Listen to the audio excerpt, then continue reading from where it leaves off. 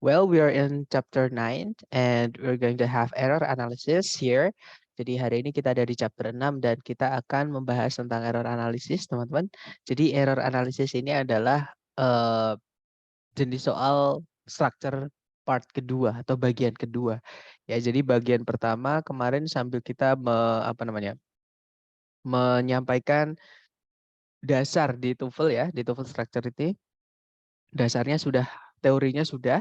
Nah, tinggal ke praktek teman-teman sendiri dan ini nanti kita juga belajar mengenai bentuk soal bagian kedua. Sebenarnya teorinya sama, teman-teman, hanya bentuk soalnya saja yang beda. Nah, kita review sedikit mengenai materi chapter 1 dan chapter ke-8 ya, teman-teman. Jadi di chapter 1 sampai chapter ke-8 kita sudah menemukan 7 kelas kata yang perlu kita kuasai penggunaannya di dalam kalimat supaya memudahkan kita menggunakan strategi atau tips dan trik mengerjakan soal structure TOEFL. Nah, 7 kelas kata itu adalah noun, kata benda, pronoun, kata ganti, verb, kata kerja, conjunction, kata hubung, adjective, kata sifat, preposition, preposisi, dan yang terakhir adverb itu kata keterangan. Oke. Nah, mereka kenapa kok kata itu kelasnya dibeda-bedakan atau ada 7 ini? Karena memang di dalam kalimat mereka punya peranan masing-masing. Oke. Jadi seperti contohnya kemarin kita kenalan tentang kalimat yang mana harus punya subjek dan predikat. Nah, subjek itu dibuatnya dari kelas kata-kata benda atau kata ganti, ya. Sedangkan predikat itu dibuatnya dari kata kerja. Oke, kemudian subjek predikat itu bisa muncul lebih dari satu, teman-teman, di kalimat. Syaratnya harus ada yang namanya conjunction atau kata hubung. Atau kalau saya balik, conjunction atau kata hubung di kalimat muncul ketika subjek predikat muncul lebih dari satu. Seperti itu. Jadi misalkan kalau ada conjunction satu, subjek predikatnya harus dua.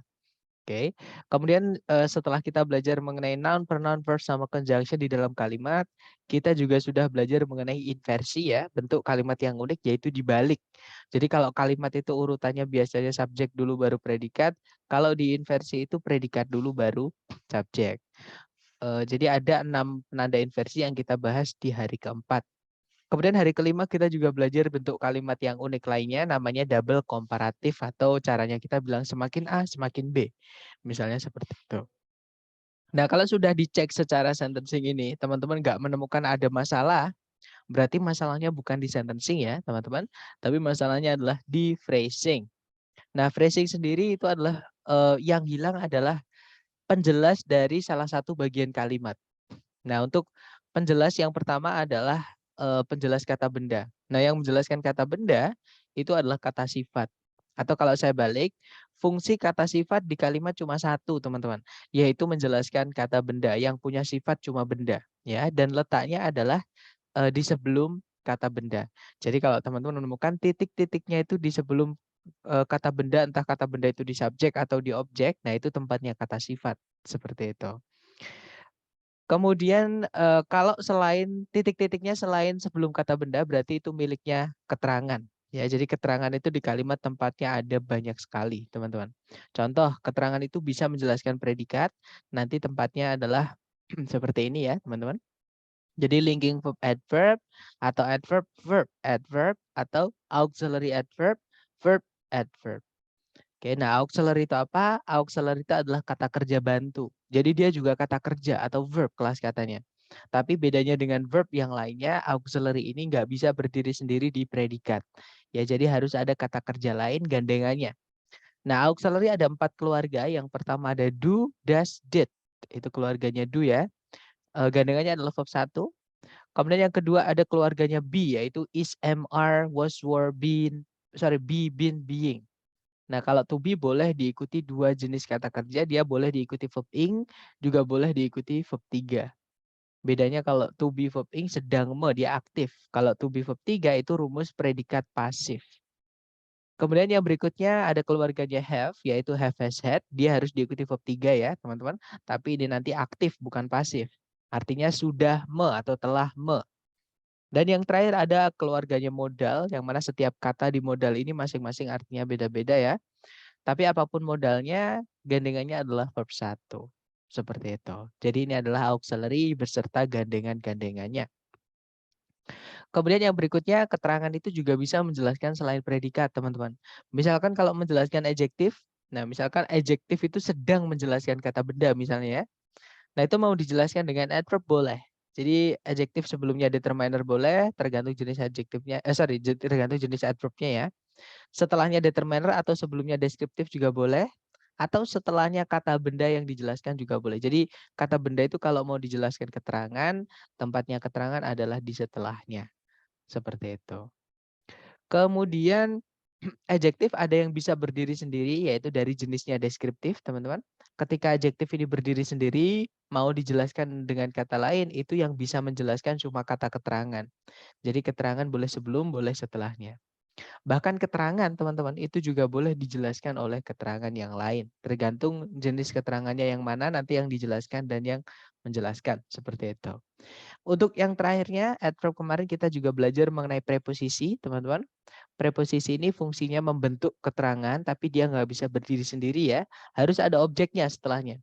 Jadi entah kata benda ataupun kata ganti. Jadi preposition harus diikuti noun atau pronoun untuk dirubah menjadi keterangan. Dan jenis keterangan ini tempatnya adalah di setelah yang dijelaskan. Jadi yang dijelaskan dulu, misalnya noun, kemudian diikuti preposition plus noun. Jadi bukan preposition plus noun noun, bukan teman, tapi noun dulu preposition noun atau misalkan adjective preposition plus noun. Misalkan keterangan preposition plus noun seperti itu. Kemudian setelah kita belajar mengenai phrase yang kedua, yaitu mengenai kelas kata terakhir, yaitu preposition, kita juga belajar mengenai phrasing yang ketiga ya, yaitu gandengan kata. Jadi beberapa kata dalam soal structure TOEFL itu punya gandengan. Jadi cara mengerjakannya kalau ada kata A, nanti berarti harus ada kata B, temannya kayak gitu ya. Nah untuk gandengan kata yang pertama kali ada di conjunction, kita punya not only but also, ada either or atau whether or juga bisa. Kemudian ada neither nor, ada juga both and. Kemudian yang berikutnya adalah di ungkapan perbandingan, caranya kita membanding-bandingkan. Nah itu contohnya ada as sama dengan, ada juga the same as, ada juga not so as. Kemudian yang berikutnya ada more than, itu caranya kita bilang lebih dari. Bisa pakai more than, bisa pakai rather than, ataupun would rather than, seperti itu. Dan yang terakhir caranya kita bilang yang paling atau istilahnya superlatif ya. Jadi the most nanti gandengannya of, kalau nggak gitu in atau among. Dan yang terakhir untuk gandengan kata itu ada di preposisi dan keterangan ya teman-teman. Yaitu yang pertama ada from gandengannya to, kemudian ada between, and, kemudian ada to verb 1 atau enough to verb 1. Ada juga so that, artinya sangat sehingga. Such that juga sama, sangat sehingga. Bedanya kalau so that, itu so-nya cukup diikuti kata sifat atau kata keterangan, langsung diikuti that nggak apa-apa. Tapi kalau such that harus ada kata bendanya dulu, baru diikuti that. Seperti itu. Berikutnya ada such as, artinya beberapa, as-nya artinya seperti, dan yang terakhir ungkapan urutan, contohnya the first, the second, dan seterusnya, nanti gandengannya adalah to verb 1. Seperti itu.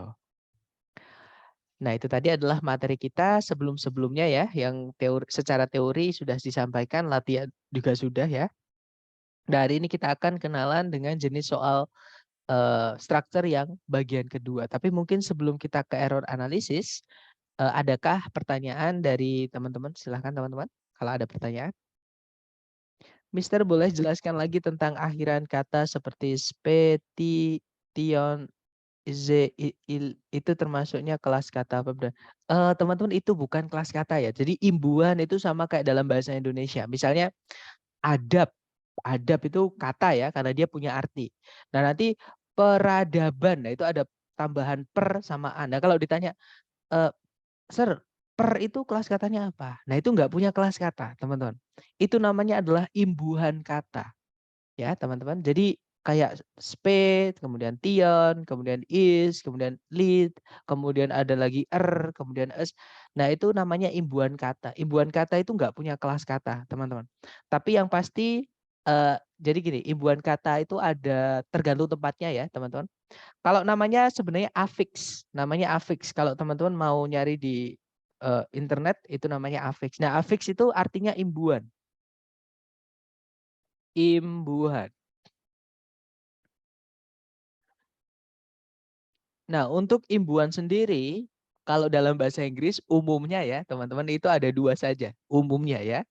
Yaitu yang pertama adalah prefix. Ini pun jarang. Prefix itu dari kata pre itu sebelumnya. Jadi ini adalah imbuhan di awal atau saya bilangnya awalan gitu ya.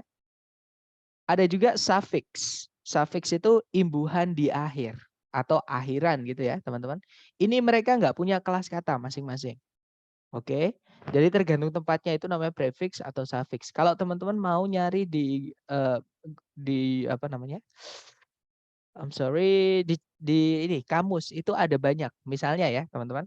Kita lari ke kamus dulu. Sebentar saya bukakan kamus. Sorry, kamus ya. Sebentar saya bukakan dulu, teman-teman. Ini masih WhatsApp ldoceonline.com. Oke, tolong saya dikasih tahu kalau layarnya teman-teman sudah berubah menjadi kamus.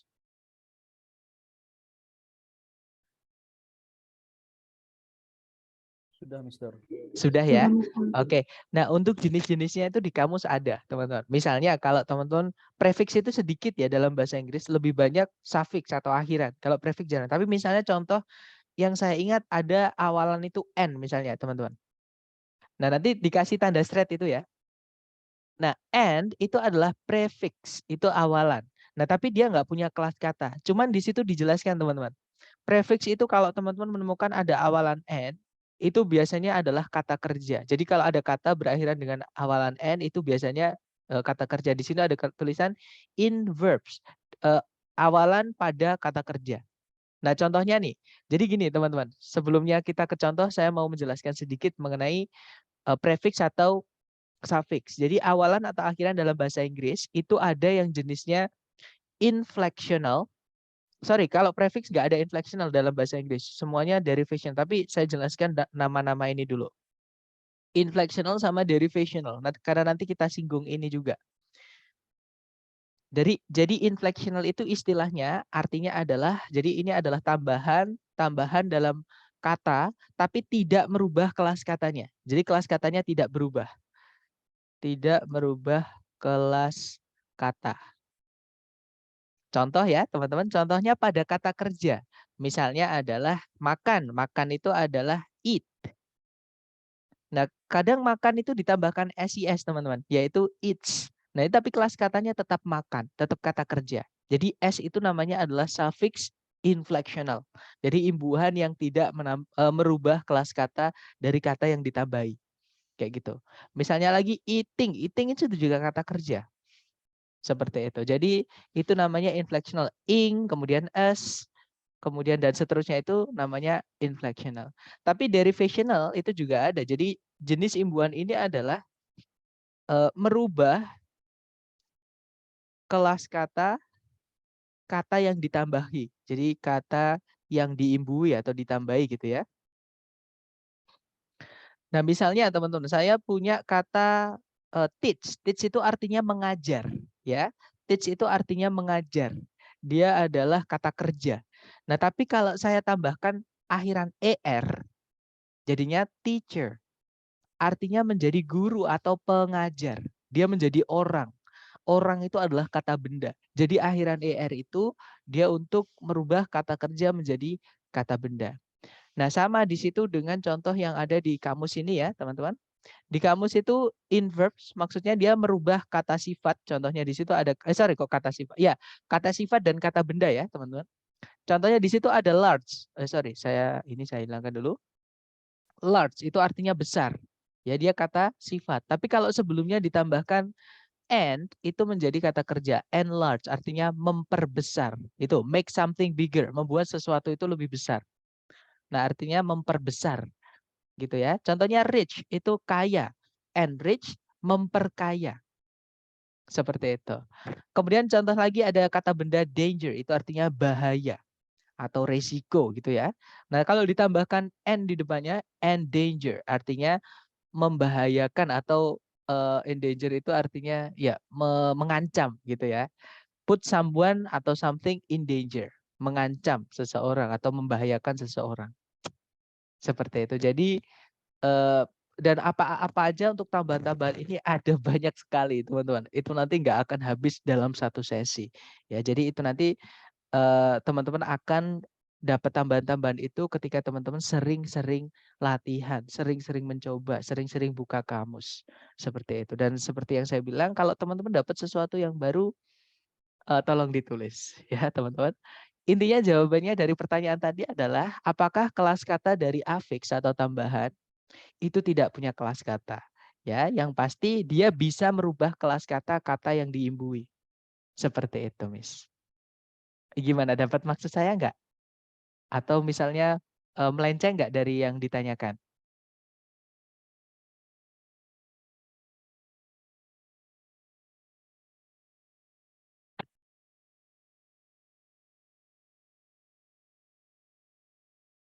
Oke, Mister, nanti saya pelajari lagi tentang afix. Ya, itu bagus banget teman-teman. Karena nanti di error analysis atau structure bagian kedua, teman-teman akan banyak kenalan dengan ini, dengan apa namanya, imbuhan-imbuhan ini. Ya, jadi ada imbuhan supaya kita bisa membenarkan yang salah di soal tersebut. Seperti itu. Jadi memang penting sekali. Misalnya, oh kalau misalnya ada akhiran apa namanya, ing misalnya, kalau kata kerja ditambahkan ing, nanti di kalimat itu bisa saja jadi kata sifat, ya artinya adalah yang memakan, bisa juga dia jadi gerund, jadi kata benda, artinya ya memakan aja, misalnya seperti itu. Mister, kalau interjection seperti ungkapan wow itu nggak pernah muncul di TOEFL ya? Jawabannya pernah, tapi bukan di structure, Mister. Jadi kelas kata yang terakhir yaitu interjection, itu kelas kata nomor 8, tapi di TOEFL structure itu tidak pernah dipakai. Karena kenapa? Dia nggak punya posisi sendiri di kalimat, teman-teman. Seperti itu. Ya, jadi interjection itu dipakainya di listening. Kalau teman-teman nanti tes latihan listening, pasti sering mendengarkan ada really, for example, atau wow, misalnya seperti itu. Atau ouch, misalnya seperti itu sering keluar di listening. Kayak gitu. Tapi di structure itu tidak dipakai kelas kata yang terakhir itu atau interjection itu. Oke, mungkin ada pertanyaan lagi, silakan.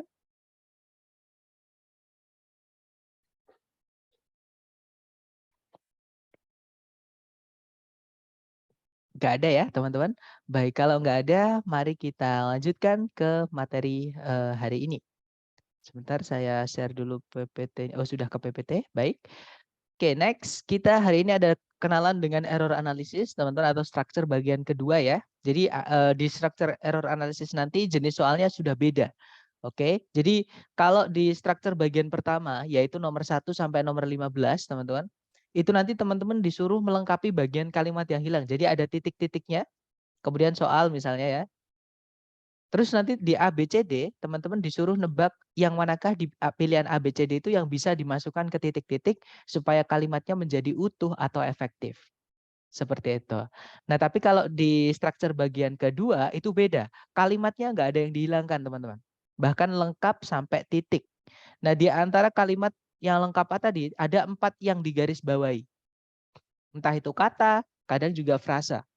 Ya, dan kita disuruh nebak di antara 4 yang digaris bawah ini yang mana yang salah atau yang mana yang keliru.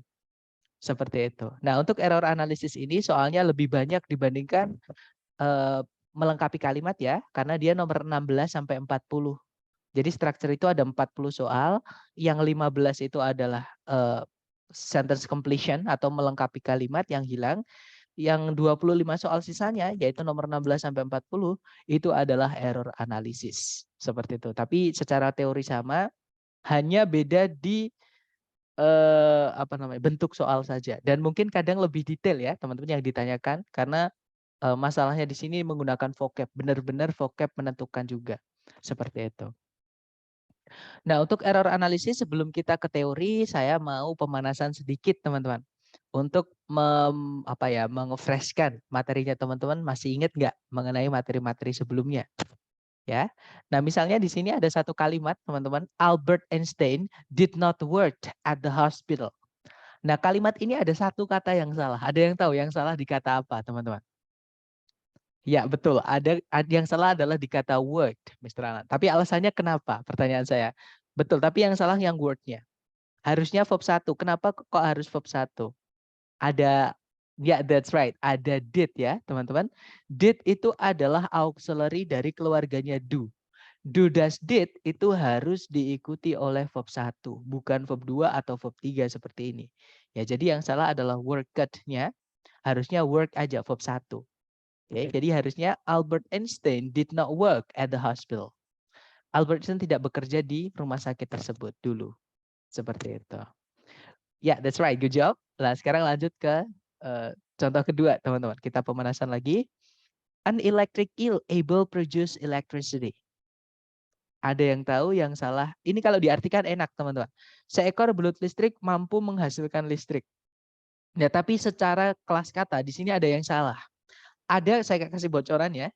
Ada kata sifat yang menjelaskan kata kerja. Nah, itu bukan tugasnya kata sifat, teman-teman. Yang tugasnya menjelaskan kata kerja itu cuma 2, yaitu auxiliary atau kata kerja itu sendiri ya. Yang kedua adalah keterangan. Ada yang tahu nggak kata sifat apa di soal ini yang salah? Yang ya betul. Yang salah adalah kata able. Ya teman-teman. Jadi able itu kata sifat. Nggak bisa kita bilang mampu menghasilkan atau dapat menghasilkan itu kita pakai able, nggak bisa. Jadi kebetulan di auxiliary itu ada kata dari dari keluarganya modal, teman-teman, yang artinya dapat atau bisa. Jadi sama kayak able tapi beda kelas kata aja. Ya, ada yang tahu kata apa itu di modal auxiliary yang artinya bisa atau dapat? Ya, betul, yaitu can. Ya, jadi di situ harusnya bukan able, teman-teman, tapi can. Ya, jadi harusnya an electric eel can produce electricity. Kalau diartikan sebenarnya sama saja. Seekor belut listrik bisa menghasilkan listrik atau mampu menghasilkan listrik. Cuma bedanya ini lebih tepat karena auxiliary lah yang menjelaskan kata kerja atau kata keterangan nanti. Kalau di sini ada kata keterangan yang artinya dapat, itu juga bisa menjelaskan kata kerja produce. Seperti itu. Contoh ketiga, teman-teman, ini pemborosan. Ya, ini harus ada yang dihapus. Contoh kalimat yang boros, he is the most best PUBG mobile player in the world. Kalau diartikan dia adalah pemain PUBG yang paling terbaik di dunia ini. Ada yang tahu yang harus dihapus yang mana? Bukan base-nya, tapi dekat. Ya, that's right. Yang harus dihapus adalah most-nya, teman-teman. Ya, karena kalau base-nya nanti kita hapus, itu nanti kalimatnya tetap salah. Ya, karena he is the most PUBG mobile player in the world itu tetap salah. Jadi harusnya yang dihapus adalah most-nya. Kenapa? Karena best itu sudah artinya yang paling. Jadi nggak perlu kata most. Ya, teman-teman. Jadi harusnya he is the best PUBG mobile player in the world. Dia merupakan pemain PUBG mobile player terbaik di dunia. Contohnya seperti itu. Kemudian yang keempat itu contohnya kalimatnya atau kesalahannya adalah ada yang dibalik, teman-teman. Contoh kalimat di bagiannya ada yang dibalik adalah the method new was proven to be effective. Ada yang tahu dua kata yang mana yang kebalik? Jadi cara membenarkannya ini harus dibalik atau ditukar. New dengan was atau new dengan method? Ya, betul. New dengan method ya, teman-teman. Jadi new itu kata sifat, method itu kata benda. Dalam bahasa Inggris, ketika kata sifat yang menjelaskan kata benda itu nempel atau mereka ketemuan, tempatnya adalah kata sifatnya dulu baru kata benda. Materi kita hari ke-6 ya, teman-teman, tentang phrasing yang pertama yaitu adjective. Jadi adjective dulu baru kata benda. Jadi itu harusnya bukan the method new, tapi the new method was proven to be effective. Kalau diartikan metode yang baru itu terbukti ampuh. Seperti itu. Dan jenis soal yang terakhir, jenis error yang terakhir ini yang paling sulit, teman-teman. Karena yang jenis soal terakhir ini termasuk seperti bagian pertama, cuman titik-titiknya itu dihilangkan. Jadi kita nggak tahu yang hilang, kita disuruh nebak yang hilang itu di mana, kayak gitu. Ya. Nah, contoh yang hilang adalah atau contoh kalimat ada yang hilang adalah one the most important skills to acquire is communication. Ada yang tahu yang hilang kata apa dan di mana, teman-teman? Ya, that's right. Of di setelahnya one. Ya, of after one. That's right. Jadi harusnya bukan one the most important skills, tapi one of the most important skills to acquire is communication. Kalau diartikan, salah satu dari skill-skill atau kemampuan-kemampuan yang paling penting untuk dimiliki adalah komunikasi. Alright, good job teman-teman. Nah, itu tadi adalah pemanasan sekaligus pengantar sebenarnya ya. Jadi pengantar untuk error analysis ini, karena error analysis ini yang membuat soal ya teman-teman itu caranya membuat kesalahan di dalam kalimat itu ada 4. Oke. Jadi ada 4 cara si pembuat soal itu membuat kalimatnya itu menjadi salah. Yaitu yang pertama ada istilah namanya misformation dari kata formation, artinya pembentukan. Kalau misformation berarti salah pembentukan atau pembentukan yang salah. Ya. Kemudian yang kedua ada addition dari kata add, artinya menambahkan. Nah, addition ini adalah si pembuat soal itu nambahin kata, teman-teman. Yang malah jadi kalimatnya itu jadi pemborosan, jadi salah gitu. Atau redundancy ya. Kemudian yang ketiga ada misordering dari kata order, itu urutan. Ordering pengurutan, misordering pengurutan yang salah. Jadi si pembuat soal itu membalik 2 kata yang harusnya urutannya sudah urut, malah dibalik jadi malah salah. Kemudian yang terakhir itu yang saya bilang paling sulit tadi teman-teman, namanya adalah omission. Dari kata omit artinya menghilangkan atau menghapus. Nah, omission ini si pembuat soal itu menghapus satu kata yang harusnya ada di dalam kalimat tersebut tapi dihilangkan. Biasanya yang dihilangkan kata-kata yang sedikit teman-teman. Misalnya determiner misalnya. Nah itu kan nggak kelihatan karena secara makna sudah nggak ada masalah. Kadang misalnya yang dihilangkan itu preposition. Contohnya tadi of. Jadi kadang kata-kata kecil yang kadang nggak terlalu penting di kalimat, nggak terlalu kelihatan di kalimat, tapi malah dihilangkan. Biasanya ya teman-teman. Nah kita rinci satu-satu. Yang pertama yang misformation dulu. Misformation ini adalah si pembuat soal merubah atau mengganti satu kata di dalam kalimat atau di soal. Jadi malah salah seperti itu. Nah, perubahan yang dilakukan oleh si pembuat soal itu ada 2 jenis. Ada yang derivational yang tadi saya sebutkan ketika ada yang bertanya mengenai ibuan tadi ya, sama inflectional. Derivational itu nanti perubahan kelas kata, teman-teman. Jadi si pembuat soal itu ganti satu kata, akhirnya kata itu menjadi kelas katanya yang salah. Contohnya yang able tadi, able nggak bisa menjelaskan produce. Itu kan kelas katanya salah. Si pembuat soal itu membuat can menjadi able, malah jadi salah ya. Adjektif nggak bisa menjelaskan kata kerja. Kemudian ada juga yang inflectional. Nah, inflectional ini imbuhan-imbuhan yang dia itu nggak merubah kelas kata, teman-teman. Ya, jadi misalkan kata kerja itu dihilangkan kata s-nya. Jadi harusnya it's tapi tinggal it aja. Itu sama-sama kata kerja, tapi beda penggunaan. Ya, seperti yang kita tahu, bentuk kata kerja, kata benda, kemudian kata sifat, dan kata keterangan itu ada macam-macam. Seperti itu. Nah, kadang si pembuat soal itu bahkan preposisi juga sama. Misalnya harusnya pakai in, diganti pakai at. Nah, itu juga inflectional ini, teman-teman. Jadi benar-benar sama-sama preposisi tapi salah penggunaan. Seperti itu. Nah, untuk contohnya yang tadi, yang kesalahan yang kelas katanya yang salah itu adalah an electric eel able produce electricity. Able itu kata sifat, tidak bisa menjelaskan kata kerja. Ya. Kemudian contoh yang inflectional yaitu yang Albert Einstein did not work at the hospital. Nah, di situ worked atau verb 2 atau verb 3 itu nggak bisa gandeng dengan verb 2 did, auxiliary did. Karena nanti double predikatnya. Ya, jadi auxiliary did itu gandengannya adalah verb 1 sama kayak do sama kayak does. Satu keluarga seperti itu. Jadi sama-sama kata kerja cuman bentuknya yang salah. Seperti itu, teman-teman. Nah, untuk contoh lain, misalnya untuk misformation yang kelas katanya salah adalah my cat died yesterday. Nah, ini kalau diartikan enak didengar. Kucingku mati kemarin. Nah, tapi kalau misalnya kita analisa, kalimat ini nggak ada predikatnya. Ya, karena nggak ada kata kerjanya, sedangkan kalimat itu wajib punya subjek dan predikat. Nah, berarti kalimat ini salah, teman-teman. Jadi that-nya itu yang bikin salah ya. Kenapa that bikin salah? Karena nggak ada predikat. Predikat itu harus kata kerja. Nah, kebetulan ada kata kerja yang artinya sama dengan mati, yaitu die. Tulisannya D-I-E.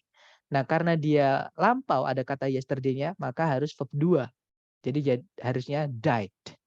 Jadi yang benar kalimatnya bukan my cat died yesterday, tapi my cat died yesterday. Kucingku mati kemarin, tapi ini lebih tepat karena dia punya subjek dan predikat. Dan kalimat itu wajib punya subjek dan predikat. Seperti itu. Kemudian contoh lagi yang inflectional adalah Many wild animal are endangered today. Nah, di sini ada dua petunjuk, teman-teman. Yang pertama petunjuknya adalah kata many. Many itu diikuti oleh kata benda yang bisa dihitung dan kata bendanya itu harus dijamakkan, harus jamak. Oke, jadi yang salah di situ adalah animalnya ya, harusnya animals. Kemudian petunjuk yang kedua adalah predikat, di situ menggunakan auxiliary are. Artinya are ya, are itu dipakai untuk subjek jamak. Jadi yang salah animalnya harusnya bukan animal tapi animals. Harus jamak, sama-sama kata benda. Yang atas ini kata benda tunggal, yang bawah itu kata benda jamak. Yang benar kata benda jamak. Seperti itu, teman-teman. Kemudian untuk misformation ini adalah jenis error analisis yang paling sering keluar. Ya, jadi bisa dibilang misformation ini 88% dari soal error analisis itu adalah jenis misformation. Jadi si pembuat soal mengganti satu kata menjadi salah, seperti itu. Oke, jadi yang paling banyak adalah misformation ini, teman-teman. Kemudian yang jenis kesalahan kedua itu namanya adalah addition, pemborosan tadi ya. Jadi si pembuat soal itu menambahkan kata yang sebenarnya nggak perlu, malah jadi boros, jadi salah kalimatnya. Nggak efektif, ada pengulangan. Ya. Contohnya tadi adalah he is the most best PUBG mobile player in the world. Harusnya ya he is the best PUBG mobile player in the world aja. Karena best itu sudah superlatif dari good.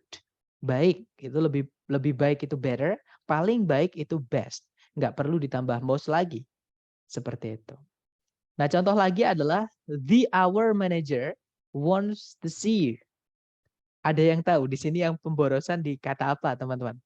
Yang double itu di bagian apa? Ada yang masih ingat?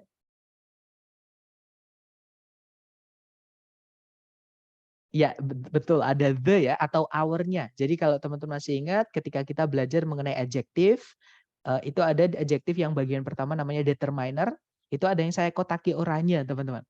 Nah, yang dikotakin oranye itu hanya bisa milih salah satu saja. Nggak boleh keluar dua untuk satu kata benda, nggak bisa. Jadi di sini yang salah adalah the hour-nya. Ini harus salah satu aja. Kalau pakai the ya hour-nya dihapus, kalau pakai hour ya the-nya yang dihapus. Oke. Jadi harusnya misalnya the-nya yang kita hapus. Jadinya our manager wants to see you. Manajer kita ingin menemuimu. Seperti itu. Atau the manager wants to see you gitu juga boleh. Salah satu aja ya, jadi jangan pakai the sama our berbarengan. Seperti itu. Nah, untuk addition ini jarang keluar, teman-teman. Bisa dibilang mungkin jumlah soalnya satu soal saja di setiap tes. Jadi bisa bilang ini cuma 2% tingkat kemunculannya. Ya, walaupun sering keluar, tapi maksudnya pasti keluar, tapi dalam sekali keluar dia cuma satu soal di setiap tes. Jadi makanya ini yang bikin sulit karena jarang keluar itu tadi. Kemudian bentar ini saya hapus dulu. Untuk jenis kesalahan ketiga namanya adalah misordering ya atau pembalikan tadi, ada yang kebalik tadi. Si pembuat soal itu menukar tempat dua kata yang harusnya urut menjadi salah. Oke. Contohnya tadi adalah the method new was proven to be effective, harusnya the new method is proven to be effective. Nah, contoh lainnya adalah the actor main forgot the script. Ada yang tahu yang kebalik kata apa sama apa, teman-teman? Ya, betul. Main actor. That's right. Jadi kebanyakan untuk misordering ini ada masalahnya adalah di adjective noun. Kebanyakan ya, walaupun nggak selalu. Kadang ada juga preposisi sama determiner. Kadang kebalik itu ada, teman-teman. Atau noun sama preposition itu sering juga yang dipakai di ini ya. Tapi yang paling sering memang untuk adjective plus noun ini. Jadi harusnya bukan the actor main, tapi the main actor forgot the script. Teorinya materi kita hari ke-6 tentang adjective. Jadi adjektif dulu baru kata benda. Seperti itu. Untuk misordering ini sama dengan addition tadi, dia tingkat keluarnya sedikit, bisa dibilang 2% juga. Ya, jadi memang selalu keluar, tapi sekalinya keluar cuma satu soal. Atau ini 4% teman-teman. Ya, jadi kadang 2 soal, kadang 3 soal, jadi lebih banyak dibandingkan addition based ordering ini. Seperti itu. Kemudian yang berikutnya ada kesalahan namanya omission, yaitu si pembuat soal itu menghilangkan kata yang harusnya ada di kalimat itu malah menjadi salah. Contohnya yang one of tadi ya, harusnya one of the most important skills to acquire is communication, tapi of-nya dihapus. Oke, nah contoh lainnya adalah man hit into the tree last night. Kalau diartikan, pria menabrak pohon itu tadi malam. Ada yang tahu yang hilang di kata apa? Yang kehilangan sesuatu di kata apa, teman-teman?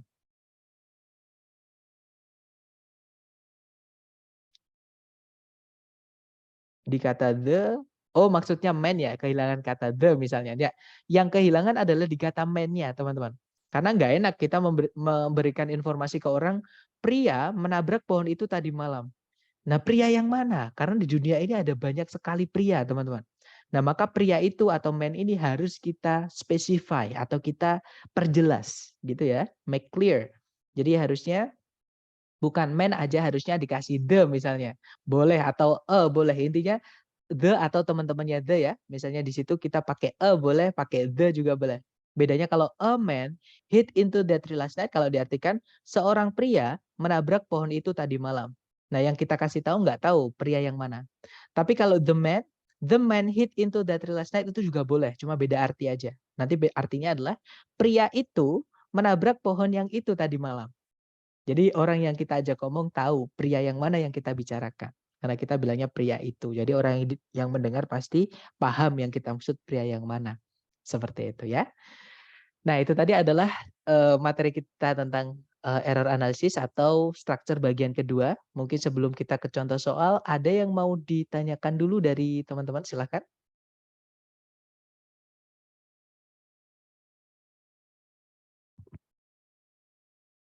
Nggak ada ya teman-teman? Baik, kalau nggak ada mari kita ke contoh soal. Jadi nanti teman-teman akan dikasih satu kalimat utuh seperti ini. Nggak ada yang dihilangkan sama si pembuat soal ya. Dan ada 4 yang digaris bawahi teman-teman. Ya, nah kita disuruh nebak. Dari 4 yang digaris bawah itu, yang manakah yang salah? Oke, nah caranya sebenarnya ada 2 tahap sama kayak di struktur bagian pertama ya. Tahap pertama adalah teman-teman cek secara sentencing dulu. Kelengkapan subjek predikat sampai chapter 5. Jadi sentencing dulu ya. Jadi di situ ada subjek gypsum, predikatnya adalah is ya teman-teman. Kemudian ada conjunction that, subjeknya it, predikatnya adalah is. Kemudian sudah tidak ada penanda subjek lagi ataupun predikat lagi ataupun conjunction. Artinya kalimat ini sudah lengkap subjek predikat, conjunction subjek predikat. Nah, secara sentencing nggak ada masalah. Berarti tahap kedua yaitu secara phrasing. Nah, kalau phrasing ini kita anggap titik-titiknya adalah di setiap tanda apa namanya? garis bawah, teman-teman. Jadi dari depan dulu. Tuh, pertama kita analisa dulu dia kelas katanya apa. Tuh ini termasuk teman-temannya very, teman-temannya extremely, teman-temannya really, rather, to, dan sebagainya ya. Namanya adverb of degree. Nah, adverb of degree itu fungsinya menjelaskan kata sifat. Kita lihat kata setelahnya apakah kata sifat atau kata keterangan ya. Nah, ternyata benar soft itu artinya lembut, dia kata sifat. Jadi secara kelas kata, tuh ini nggak ada masalah. Kita lanjut teman-teman. Nah, hati-hati, lanjutnya jangan langsung ke garis bawah berikutnya ya. Kita pelan-pelan aja. Seperti ini dari lanjutannya yang pertama, titik pertama. Nah, di situ ada kata that. Kita balik lagi ke tuh tadi, teman-teman. Ini materi kita hari ke-8 yaitu mengenai gandengan kata. Nah, to itu gandengannya bukan that ya, teman-teman. To itu gandengannya adalah to verb 1 sama kayak enough. To atau enough itu gandengannya adalah to verb 1. Jadi sedangkan di sini adalah that. That itu gandengannya 2. Kalau enggak so that, ya such that. Jadi di situ yang salah adalah to-nya ya. Jadi harusnya so atau such. Bedanya apa? Kalau so itu cukup diikuti kata sifat saja. Kalau such itu harus ada kata bendanya dulu, baru diikuti that. Nah, ini materi kita chapter ke-8 mengenai gandengan kata. Jadi yang salah yang alpha ya, teman-teman. Teorinya itu tadi, itu materi mengenai paired words atau gandengan kata. Harusnya bukan to that, tapi so that. Jadi harusnya, gypsum is so soft that it is easy to scratch it with the fingernail. Kalau diartikan, gyps itu sangatlah lunak, sehingga mudah untuk menggoresnya hanya dengan kuku jari saja. Seperti itu. Itu contoh pertama. Kita ke contoh kedua, teman-teman. Caranya sama, dicari predikat dulu. Dicari predikat dulu. Di situ ada predikat may be considered. Subjeknya adalah cadence. Kemudian sudah tidak ada penanda conjunction ataupun subjek predikat lagi, artinya sentencing nggak ada masalah ya. Berarti masalahnya di phrasing, baru kita analisa per titik-titik teman-teman, atau per ini ya, apa namanya, garis bawah maksud saya. Nah di situ yang pertama ada be. Be itu adalah auxiliary dari keluarganya to be ya, tapi dia bentuk verb satunya teman-teman. Kenapa kok verb satu? Karena sebelumnya ada auxiliary dari modal. Nah, auxiliary-nya modal itu harus diikuti verb satu pas setelahnya. Jadi be ini sudah benar secara dilihat di sebelumnya. Apalagi setelahnya itu considered. Dia verb 3, teman-teman. Berarti to be nggak ada masalah di situ, pasif. Dan consider itu salah satu jenis kata kerja ketika dia dipasifkan boleh punya objek.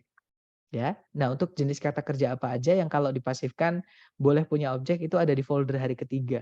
Itu nggak perlu dihafal, teman-teman pindah aja ke buku catatan teman-teman, ditulis, itu nanti akan hafal sendiri tanpa harus menghafal. Seperti itu.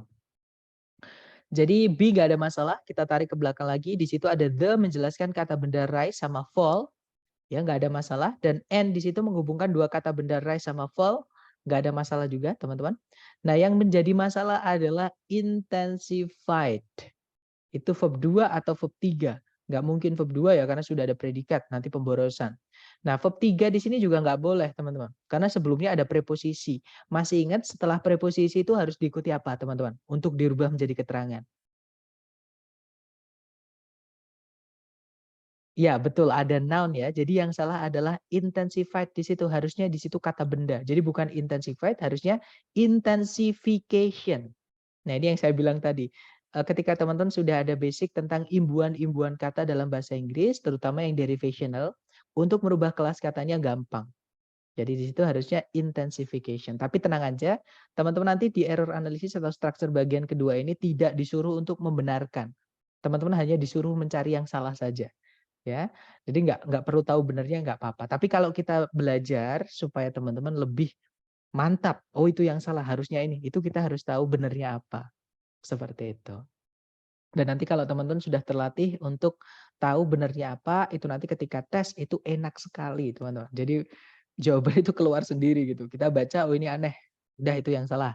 Ini aneh, itu yang salah, seperti itu. Oke. Kemudian yang terakhir contohnya seperti ini teman-teman. Caranya sama, dicari kelengkapan subjek predikat dulu ya. Di situ ada kata benda cities, artinya kota-kota. Predikatnya adalah have. Kemudian sudah tidak ada predikat lagi, nggak ada conjunction juga, artinya kalimat sudah lengkap, sentencing nggak ada masalah. Sekarang kita analisa secara phrasing. Nah di situ di paling depan ada cities, kata benda, major itu kata sifat. Nah ketemu langsung teman-teman. Yang salah ya sudah yang ini ya.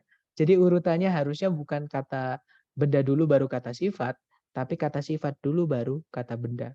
Nah kata sifat itu sebenarnya boleh teman-teman. Muncul di setelah kata benda itu nggak apa-apa. Tapi ada syaratnya.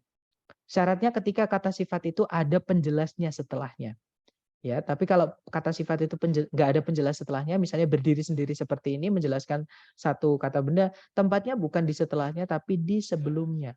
Jadi harusnya itu bukan most cities major, tapi most major cities.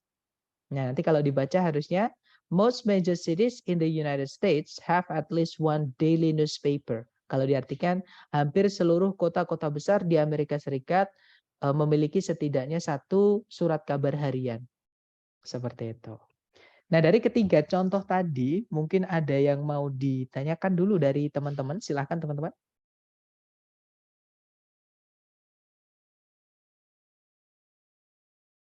Nggak ada ya? Oke, kalau nggak ada kita lanjut ke latihan soal buat teman-teman. Nah, di sini ada satu soal seperti biasa ya, jangan takut salah. Waktunya 30 detik di pojok kanan atas, 30 detik dimulai dari sekarang. Silahkan teman-teman.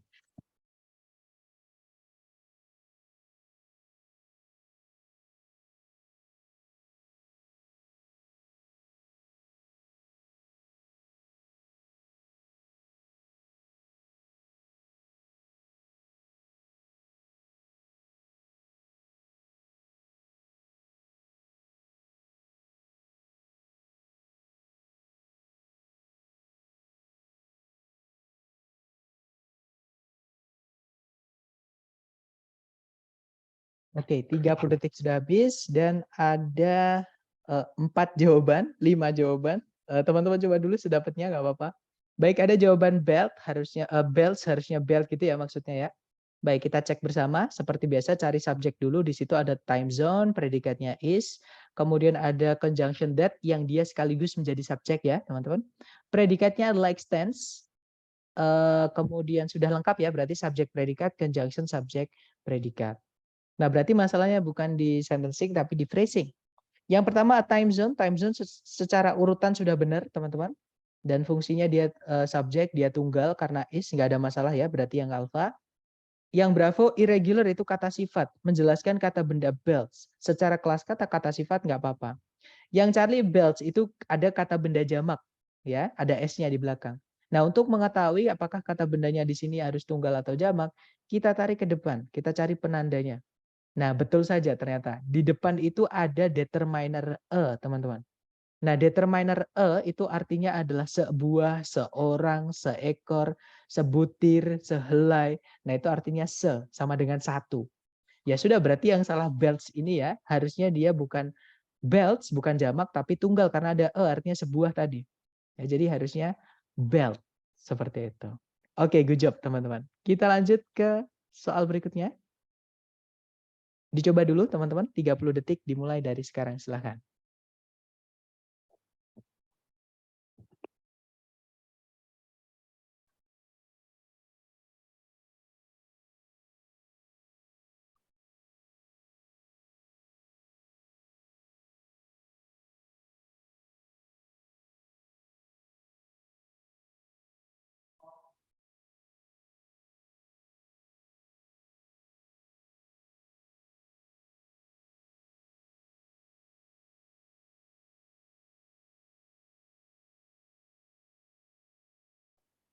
Baik, ada 10 jawaban teman-teman. Mari kita cek jawabannya teman-teman. Di situ ada like. Ya, antara like atau like. Berarti yang alpha maksudnya ya. Kita cek bersama. Secara sentencing dulu di situ ada subject the grouse, predikatnya adalah has. Kemudian sudah nggak ada conjunction, nggak ada predikat, nggak ada subjek lagi, kalimat sudah utuh ya. Masalahnya berarti di phrasing. Di situ ada like itu kata sifat teman-teman atau adjektif yang mana kata sifat tidak boleh punya objek.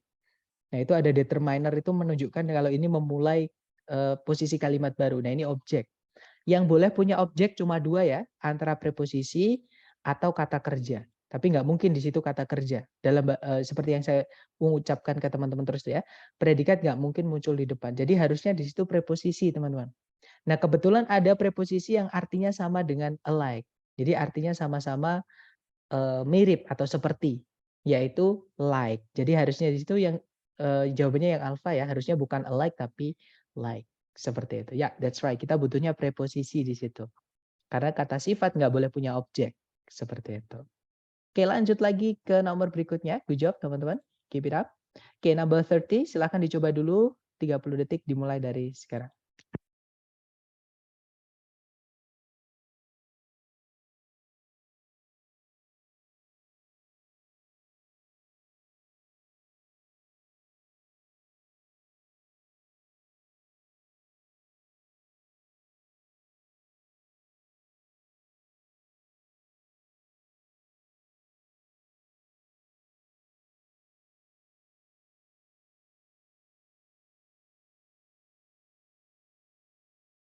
Oke, 30 detik sudah habis, teman-teman.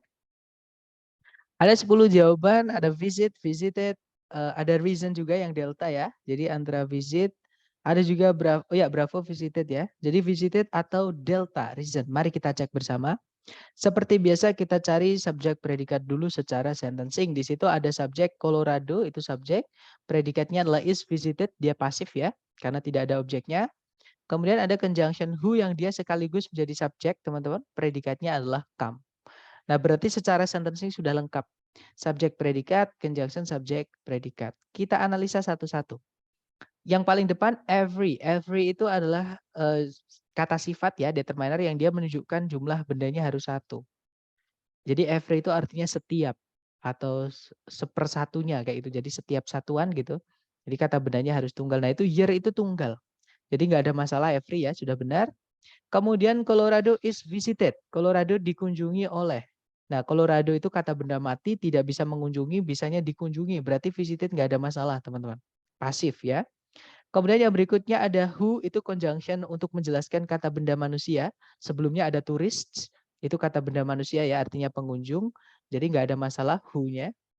Kemudian yang salah adalah kata reason, teman-teman. Di situ ada kata a variety of, artinya adalah beragam atau bervariasi.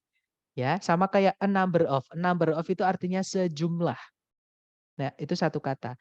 Nah, kalau bervariasi, maka bendanya harus jamak. Sama kayak misalnya sejumlah, itu juga bendanya harus jamak. Sejumlah orang, itu kan orangnya banyak.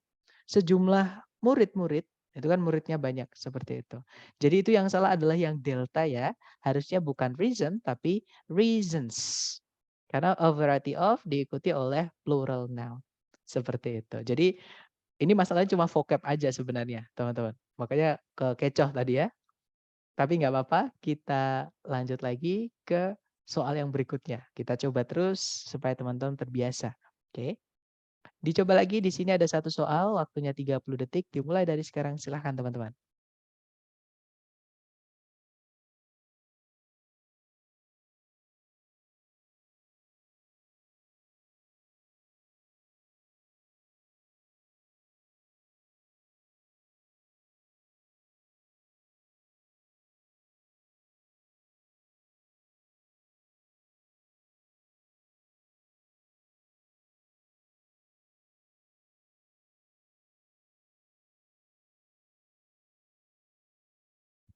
Oke, teman-teman, 30 detik sudah habis, ada 3 jawaban.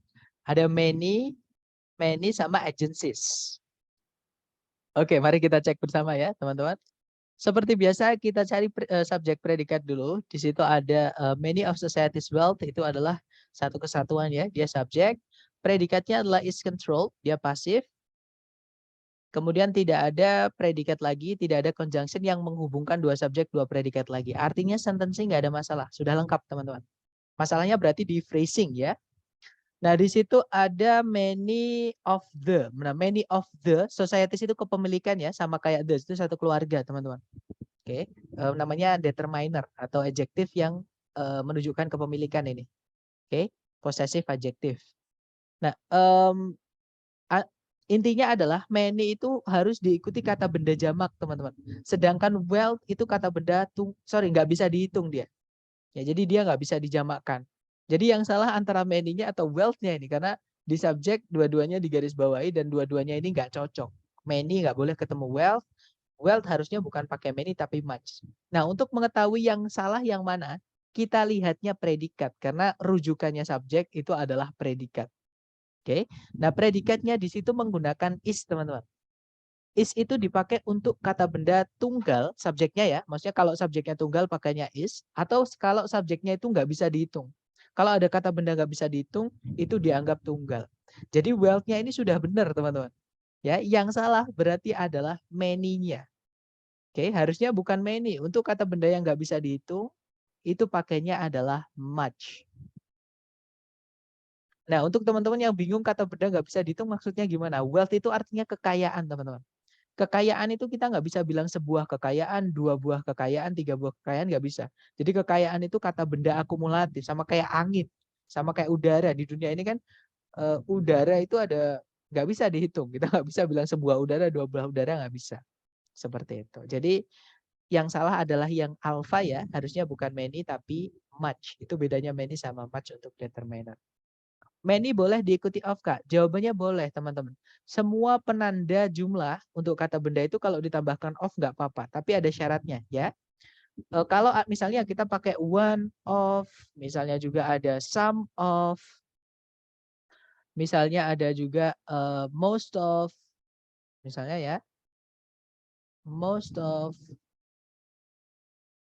misalnya juga ada both of, both itu artinya keduanya, teman-teman.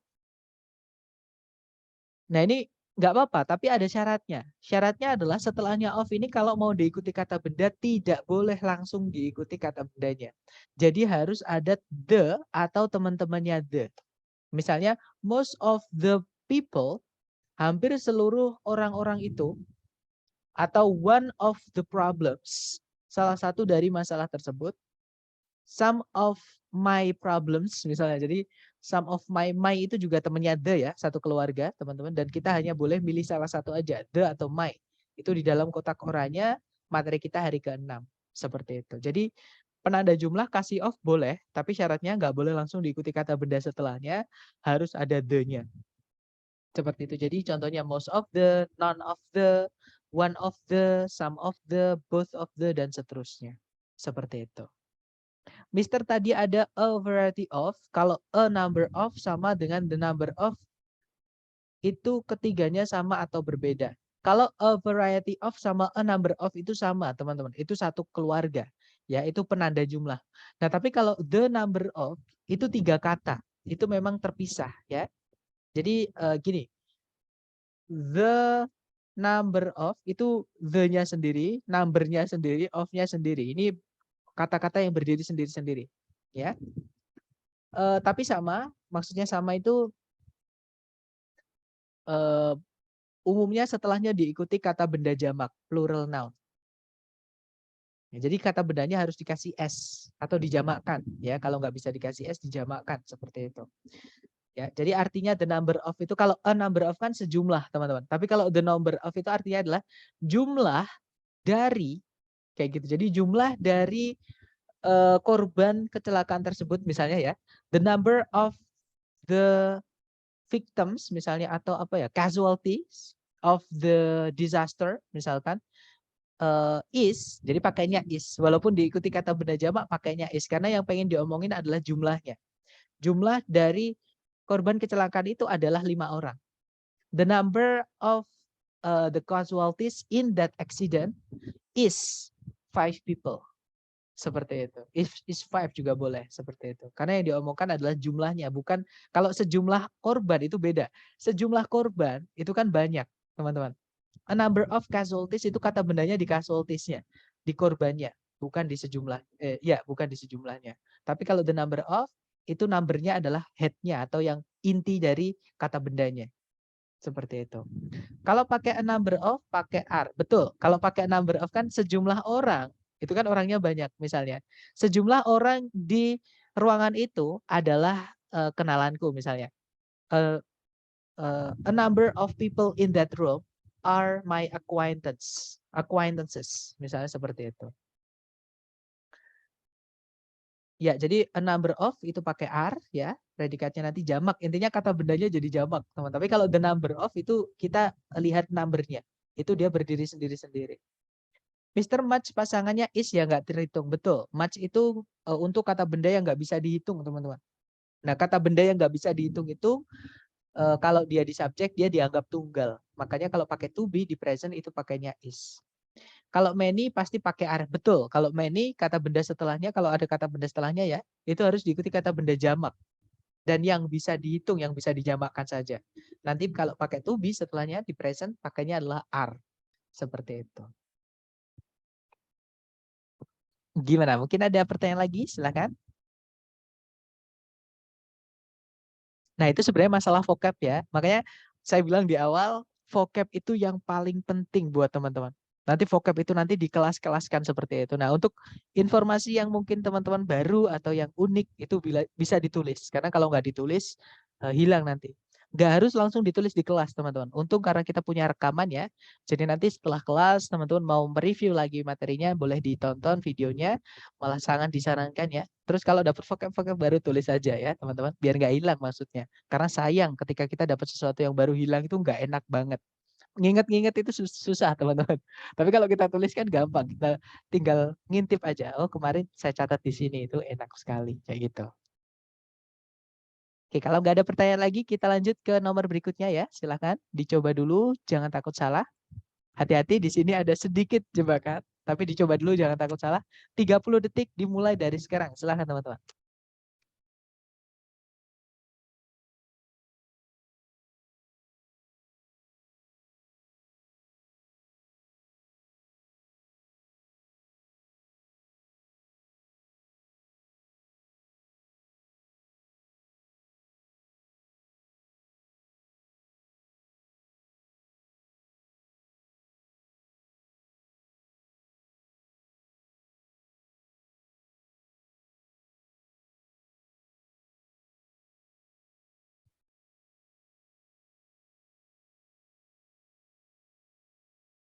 Oke, 30 detik sudah habis. Silahkan jawabannya teman-teman dikirim di chat. Ada 8 jawaban, ada jawaban delta, ada juga sin, yang Charlie ya berarti, antara Charlie atau delta. Mari kita cek bersama teman-teman. Seperti biasa kita cari predikat dulu. Di situ ada is ya, subjeknya adalah it. Kemudian ada conjunction that, predikatnya adalah a flash. Sorry, itu conjunction maksud saya. Itu conjunction, subjeknya adalah a flash, predikatnya adalah is seen, dia pasif. Kemudian ada juga conjunction lagi, teman-teman, yaitu before. Subjeknya adalah a clap of thunder. Nah, tapi tidak ada predikat. Berarti teman-teman langsung ketemu ya yang salah yang mana, teman-teman? Yang salah adalah yang delta. Kenapa itu bukan predikat, Sir? Karena heard ini verb 3, teman-teman. Kok bisa kita tahu itu verb 3? Nah, karena verb satunya, ini materi kita chapter 3 ya. Hear itu artinya mendengar. Dia butuh objek. Mendengarkan maksud saya. Dia butuh objek, teman-teman. Ya. Nah, setelahnya itu nggak ada objeknya. Berarti ini verb 3 artinya yang didengar. Oke, nah ada subjek harus ada predikat, teman-teman. Jadi yang salah adalah heard-nya ini omission. Si pembuat soal itu menghapus satu kata yang penting di predikat ini. Jadi verb 3 itu supaya dia jadi predikat harus ada auxiliary-nya to be kalau dia pasif ya. Karena memang di sini pasif karena nggak ada objeknya. Sedangkan here itu butuh objek. Jadi itu harusnya to be verb 3. Jadi kita kehilangan to be, teman-teman, di situ. Ya, jadi itu harusnya nanti conjunction subject predikat harusnya before a clap of thunder is heard.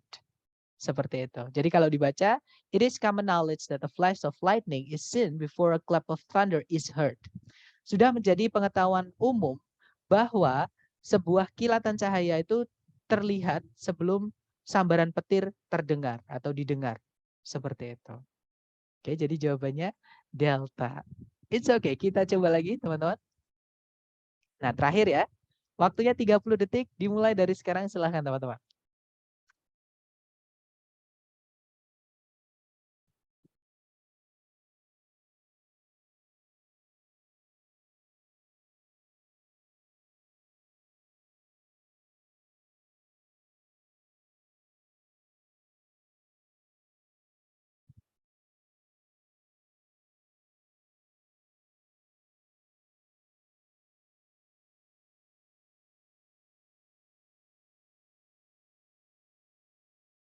Oke, 30 detik sudah habis. Ada 3 jawaban, yaitu time, ada faces, ada time atau faces. Nah, jawabannya salah semua ya, teman-teman. Jadi kita cek bersama. Seperti biasa cari subjek predikat dulu. Di situ ada have served, itu predikatnya. Subjeknya adalah the faces. Predikatnya adalah, ada conjunction, tidak ada predikat juga. Berarti kalimat sudah lengkap, sentence nggak ada masalah. Masalahnya di phrasing ya. Faces itu sudah benar, dia jamak karena predikatnya have, itu verb 1. Oke, nah yang berikutnya primary itu kata sifat menjelaskan kata benda divisions. Nggak ada masalah. Berikutnya ada time. Time itu nggak bisa dihitung ya teman-teman. Makanya kalau setelah preposition of nggak ada determinernya nggak apa-apa. Time gitu aja nggak apa-apa. Time nggak ada masalah. Nah yang salah adalah di kata ago. Ya, ago itu artinya yang lalu teman-teman. Alasannya ago salah kenapa? Karena ada for. For itu artinya selama. Nah, dalam bahasa Indonesia aja teman-teman. Misal saya punya 2 kalimat ya. Kalimat pertama berbunyi, saya sudah bekerja di sini selama 5 tahun yang lalu. Itu kalimat pertama. Kalimat kedua, saya sudah bekerja di sini selama 5 tahun. Nah, saya ulangi lagi. Kalimat pertama, saya sudah bekerja di sini selama 5 tahun yang lalu. Kalimat kedua, saya sudah bekerja di sini selama 5 tahun. Enak yang mana teman-teman yang didengar? Nyambung yang mana? Kalimat yang pertama atau yang kedua? Yang kedua ya, that's right. Kalau selama itu jangan diikuti kapan mulainya, tapi berapa lama, namanya aja selama teman-teman. Saya sudah belajar di sini selama 2 hari. Saya sudah tinggal di Jepang selama 1 minggu. Nah, kalau selama ya cukup berapa lama aja, jangan dikasih ago. Nah, kalau mau pakai ago atau yang lalu itu bukan selama gandengannya, tapi gandengannya adalah sejak. Ya, jadi harusnya kalau mau pakai yang kalimat pertama itu harusnya adalah saya sudah bekerja di sini sejak 5 tahun yang lalu. Saya sudah tinggal di Jepang sejak 2 minggu yang lalu. Nah, ya pakainya since preposisinya ya, bukan for teman-teman. Seperti itu. Nah, itu bedanya since sama for. Kalau since temannya ago, kalau for nggak usah pakai ago ya teman-teman. Cukup berapa lamanya aja atau durasi. Seperti itu. Ya, jadi di sini adalah penambahan kata yang nggak penting. Jadi si pembuat soal itu menambahkan kata ago di situ malah jadi salah. Ya. Nah, itu tadi adalah materi kita kenalan dengan error analysis. Memang perlu dibiasakan ya, teman-teman. Tapi enak kok, kayak main game. Kayak kita itu main puzzle gitu. Teman-teman disuruh mencari yang hilang apa atau yang salah apa, misalnya yang terbalik apa. Itu kayak puzzle. Nanti kalau udah terbiasa akan terbentuk yang saya bilang namanya insting. Ketika ngerjakan 1 detik kelihatan jawabannya. 1 detik kelihatan jawabannya. Tapi memang harus ada proses yang teman-teman harus lakukan. Atau lalu yaitu hajar latihan. Seperti itu ya. Nah, mungkin sebelum kita dismiss the class, mungkin ada yang mau ditanyakan dari teman-teman. Silahkan teman-teman.